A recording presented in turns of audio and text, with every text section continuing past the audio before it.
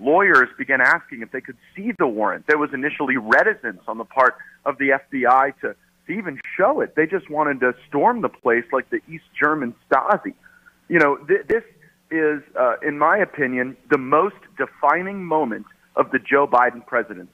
What's up, everybody? Major Retired Richard Ojeda here, and wherever there is a stupid conspiracy theory, you'll find Matt Gaetz. His entire career is built on being the opportunistic con. He waits for his party to give him the lead, and then he follows up by becoming the loudest voice in the whole bunch. Right now, the Republicans are losing their minds and putting on an epic tantrum because they know it's going to take quite the display to try and distract from the mile-long rap sheet their hero Donald Trump is racking up. Gaetz has been Trump's poodle since day one. Here, you have something no other American president has ever done. It is laughable, the reports out of the White House that they were not involved in this decision. Of course they were, and here's why. The Democrats have got their polling back on the Inflation Reduction Act, and they know it's a total zero.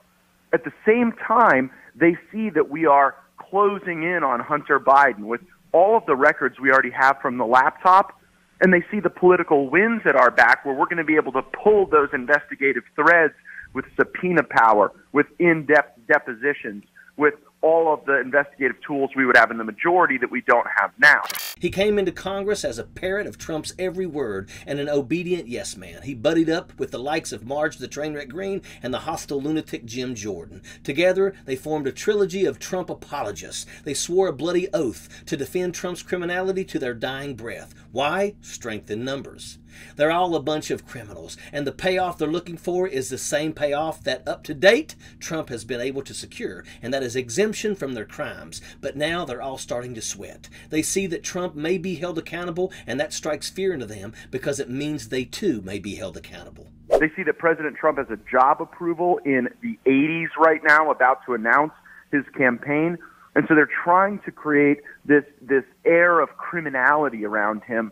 But I really don't think it'll work. So if that's the diagnosis, my assessment is the antidote has to be not one more damn penny for this administrative state that has been weaponized against our people in a very fascist way.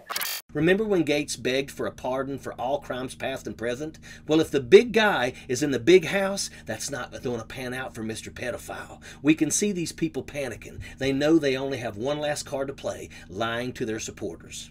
They want to, ensure that they centralize this power.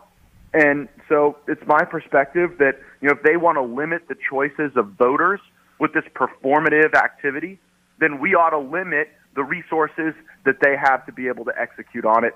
I have never seen a coalescing of the Republicans like I've seen over the last 24 hours.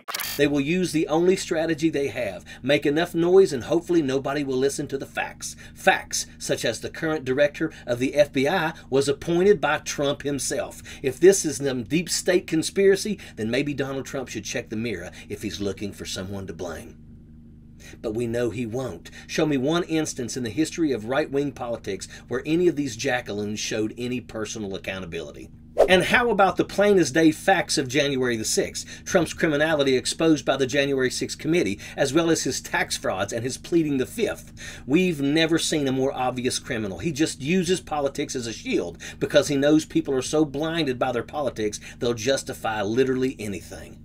Trump, Gaetz, and the Treason Caucus simply have to ignore the facts, as they always do, and hope that if they cry foul loud enough, some sucker will believe them. It's no wonder why these clowns are the most hated people in the history of Congress. Matt Gaetz wants to defund the FBI, and wouldn't that be just wonderful for him? Having no oversight or no accountability is the dream of every criminal. It's just like Donald Trump saying in 2016, only criminals need to plead the fifth. If you're innocent, then prove it.